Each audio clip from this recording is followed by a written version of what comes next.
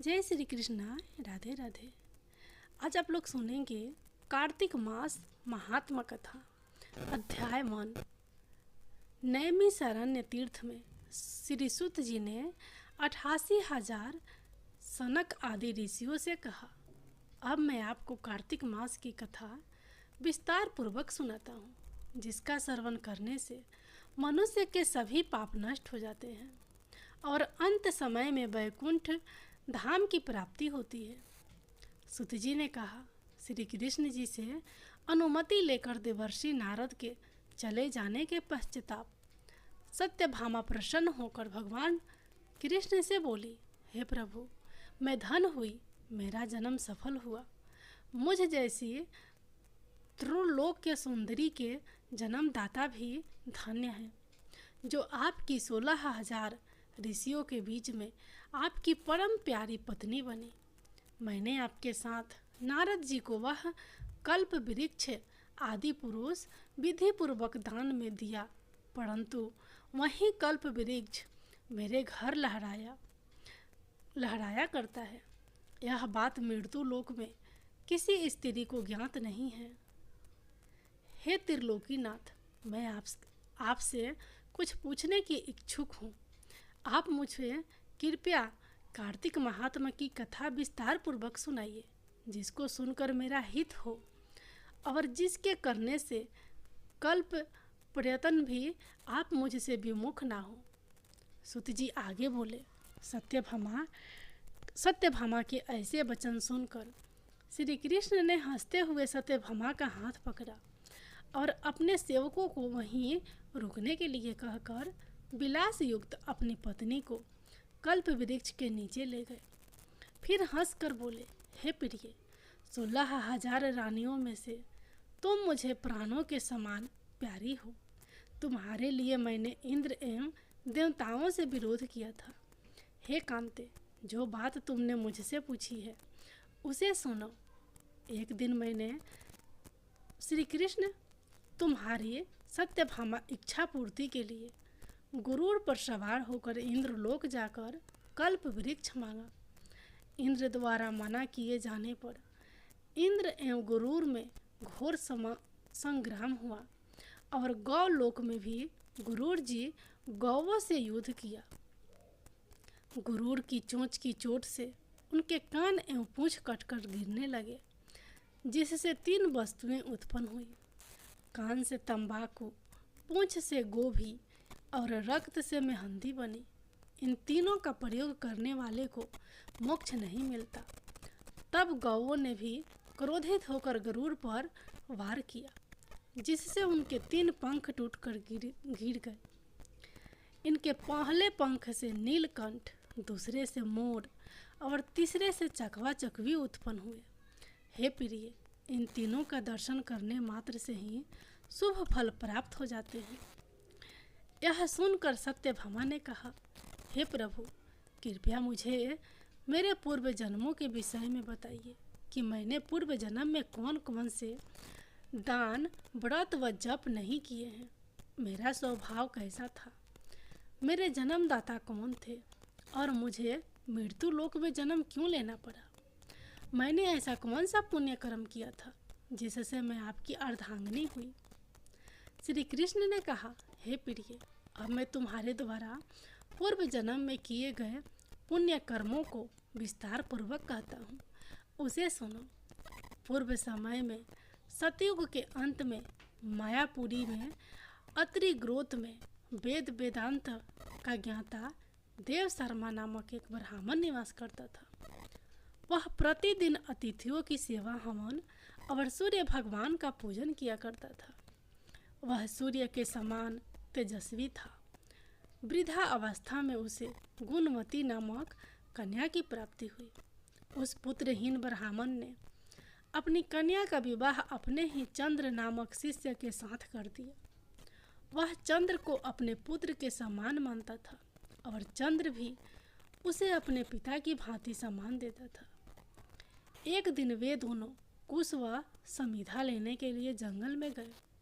जब वे हिमालय की तलहटी में भ्रमण कर रहे थे, तब उन्हें एक राक्षस आता हुआ दिखाई दिया।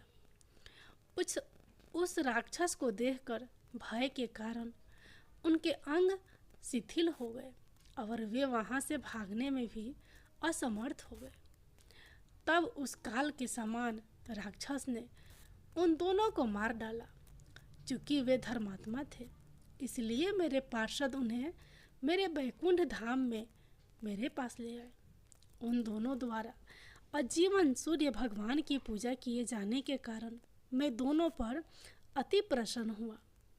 गणेश जी, शिव जी, सूर्य व देवी, इन सब की पूजा करने वाले मनुष्य को स्वर्ग की प्राप्ति होती है।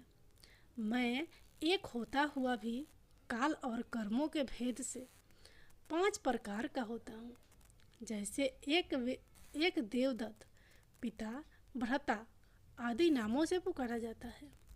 जब वे दोनों विमान पर आरूढ़ होकर सूर्य के समान तेजस्वी, रूपवान, चंदन की माला धारण किए हुए मेरे भवन में आए, तो वे दिव्य भोगों को भोगने लगे। भगवान श्री कृष्ण आगे बोले, हे प्रिय, जब गुणवती को राक्षस द्वारा अपने पति एवं पिता के मारे जाने का समाचार मिला, तो वह विलाप करने लगी। हाँ नाथ, हाँ पिता, मुझको त्याग कर तुम कहाँ चले गए? मैं अकेली स्त्री तुम्हारे बिना अब क्या करूं? अब मेरे भोजन, वस्त्र आदि की व्यवस्था कौन करेगा? घर में प्रेम पूर्वक मेरा पालन पोषण कौन करेगा? मैं कुछ भी नहीं कर सकती। मुझ विधवा की कौन रक्षा करेगा? मैं कहाँ जाऊं? मेरे पास तो अब कोई ठिकाना भी नहीं रहा। इस प्रकार विलाप करते हुए गुणवती चक्कर खाकर धरती पर गिर पड़ी और बेहोश हो गई। बहुत देर बाद जब उसे होश आया, तो वह पहले की ही भांति करुण विलाप करते हुए शोक सागर में डूब गई। कुछ समय के पश्चात जब वह संभली, तो उसे ध्यान आया कि पिता और पति की मृत्यु के बाद मुझे उनकी क्रिया करनी चाहिए, जिससे उनकी गति हो सके। इसलिए उसने अपने घर का सारा सामान बेच दिया और उससे प्राप्त धन से उसने अपने पिता एवं पति का श्राद्ध आदि कर्म किया। तत्पश्चात वह उसी नगर में रहते हुए 8 पहर भगवान विष्णु की भक्ति करने लगी। उसने मृत्यु पर्यंत तक नियम पूर्वक सभी एकादशियों का व्रत और कार्तिक महीने में उपवास एवं व्रत किए। हे प्रिय, एकादशी और कार्तिक व्रत मुझे बहुत ही प्रिय है। इनसे मुक्ति, भुक्ति, पुत्र तथा संपत्ति प्राप्त होती है।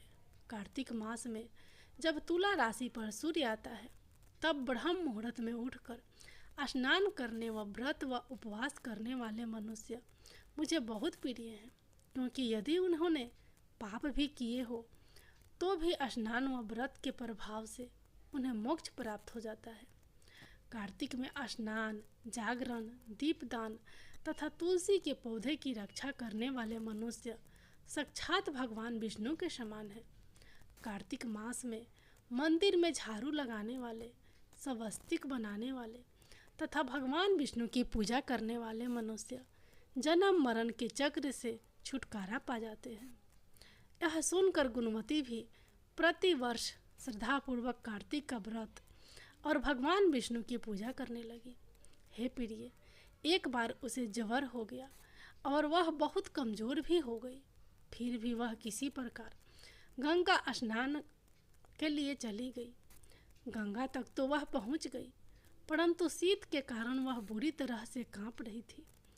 इस कारण वह शिथिल हो गई। तब मेरे भगवान विष्णु दूत उसे मेरे धाम में ले आए। तत्पश्चात ब्रह्मा आदि देवताओं की प्रार्थना पर जब मैंने कृष्ण का अवतार लिया, तो मेरे गण भी मेरे साथ इस पृथ्वी पर आए। जो इस समय यादव है, तुम्हारे पिता पूर्व जन्म में देव शर्मा थे, तो इस समय सत्राजीत है। पूर्व जन्म में चंद्र शर्मा जो तुम्हारा पति था, वह डाकू है। और हे देवी, तू ही वह गुणवती है। कार्तिक व्रत के प्रभाव के कारण ही तू मेरी अर्धांगिनी हुई है। पूर्व जन्म में तुमने मेरे मंदिर के द्वार पर तुलसी का पौधा लगाया था। इस समय वह मेरे महलों के आंगन में कल्प वृक्ष के रूप में विद्यमान है। उस जन्म में जो तुमने दीप दान किया था, उसी कारण तुम्हारी देह इतनी सुंदर है और तुम्हारे घर में साक्षात लक्ष्मी का वास है। चूँकि तुमने पूर्व जन्म में अपने सभी व्रतों का फल पति स्वरूप विष्णु को अर्पित किया था, उसी के प्रभाव से इस जन्म में तुम मेरी प्रिय पत्नी हुई हो। पूर्व जन्म में तुमने नियम पूर्वक जो कार्तिक मास का व्रत किया था, उसी के कारण मेरा और तुम्हारा कभी भी योग नहीं होगा। इस प्रकार कार्तिक मास में व्रत आदि करने वाले मनुष्य मुझे तुम्हारे समान प्रिय हैं। दूसरे जप तप यज्ञ दान आदि करने से प्राप्त फल कार्तिक मास में किए गए व्रत के फल से बहुत थोड़ा होता है, अर्थात कार्तिक मास के व्रतों का 16वां भाग भी नहीं होता है। इस प्रकार सत्यभामा भगवान श्री कृष्ण के मुख से अपने पूर्व जन्म के पुण्य का प्रभाव सुनकर बहुत प्रसन्न हुए। भगवान विष्णु की जय, माता लक्ष्मी की जय। अगली कहानी अगले अध्याय में